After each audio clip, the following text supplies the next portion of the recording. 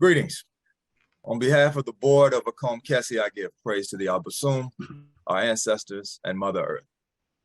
Welcome to another edition of the Akom Kese Lecture Series. I'm Yao Tyus, and I'm a board member of Akom Kese, and I'll also be your MC for today's gathering. Our lecture series is an extension of the work that culminates with our major conference every August. During this conference, we gather to foster camaraderie, fellowship, and networking. We create, maintain, and strengthen families, friendships. We share wisdom, knowledge, and information that facilitates cultural growth and expression, and we showcase members of the Akom community.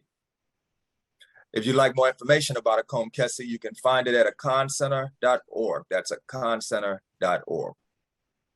Today's topic is Black femininity in America, leadership and submission. Is femininity valuable? Is masculinity valuable?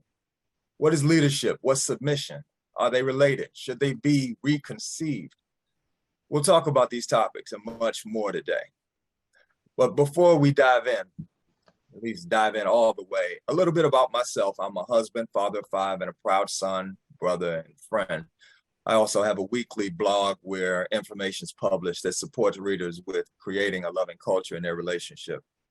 And in addition, we have a weekly call for sisters on Tuesdays and at 7 p.m. and one for brothers on Thursdays at 7 p.m. called Creating a Loving Culture in Our Relationship.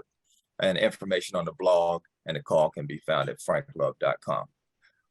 Okay, let's get going. Before I introduce everyone, I'm going to take a liberty and pose an opportunity for the men. So starting from the most senior, I'm going to ask Doc, would you please share with us a thought or a sentiment that honors feminine energy?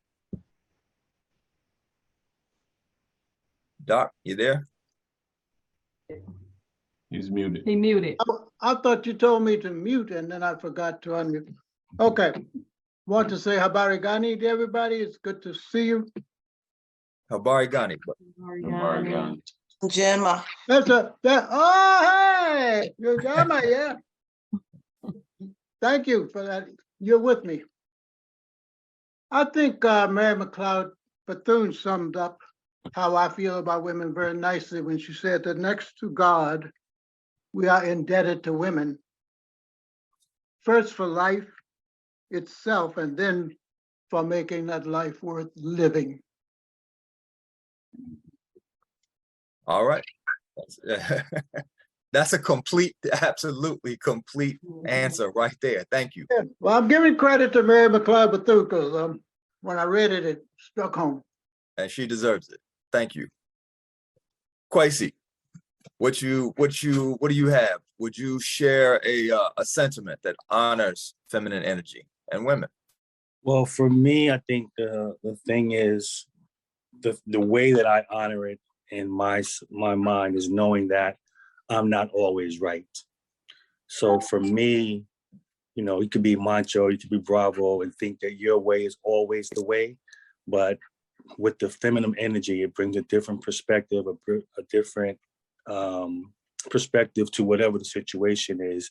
So for me to honor that is just being conscious of, like, you know what, you don't know everything, and you need to always be concerned about the other side of that creates that balance. So that's how I'll honor. You're with me.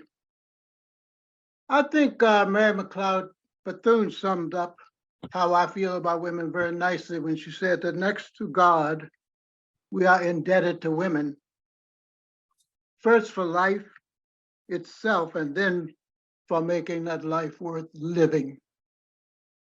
Said it's a man's world, but it wouldn't be nothing without a woman or a girl. So for me, masculinity has no purpose without femininity. So, and I would like. But first thing I want to say is that, you know, we live a life, we're all spiritual beings, first of all. And so we can categorize femininity, we can categorize masculinity, but first of all, they're spirit.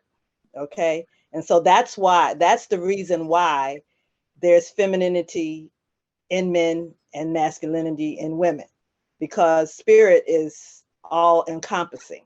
It encompasses everything. So your question, And if so, what is that relationship?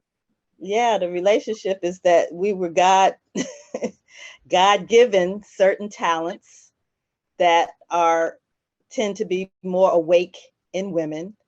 You know, we're the ones who have the eggs that, you know, allow us to carry offspring and allow us to nourish those offsprings and give birth.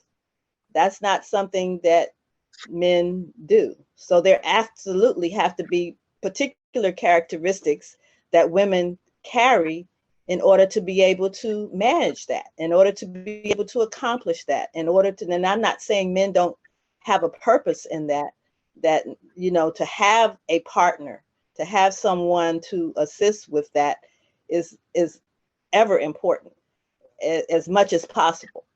However, whether you have a partner or not, you're built for that. Some people get to experience it in their lifetime and some people do not. But that does not mean that the actual trappings or the actual ability isn't there.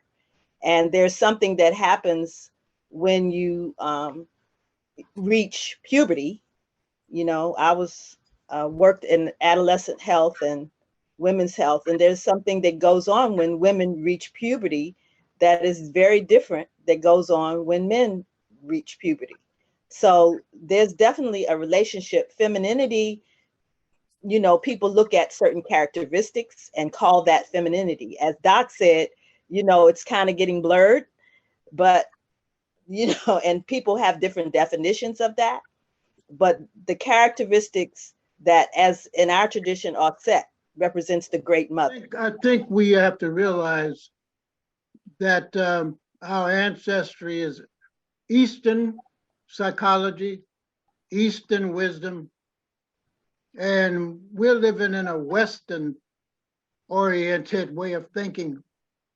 Much of the stuff that they say here and that I learned as a psychologist studying what Western people thought, I have had to modify to fit what I've actually seen and lived through and personally experienced. To have that disagreement in a respectful manner, that's where the quote unquote emotional impairment of your children would come along, because you're not teaching them conflict resolution. You're not teaching them how to disagree and come up with solutions that can work. One of the things is,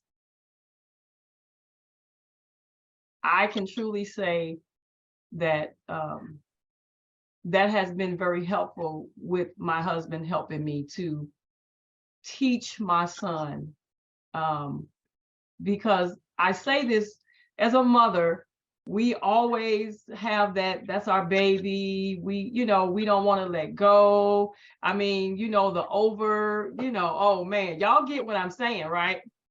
Absolutely. My husband, Yes. Always tells me take the titty out the mouth. Yes, come on, sis. Okay, there we go, right? Make sure you catch our next two lectures on April 22nd at 11 a.m. and June 24th at 11 a.m. at Akom Kese lecture.eventbrite.com.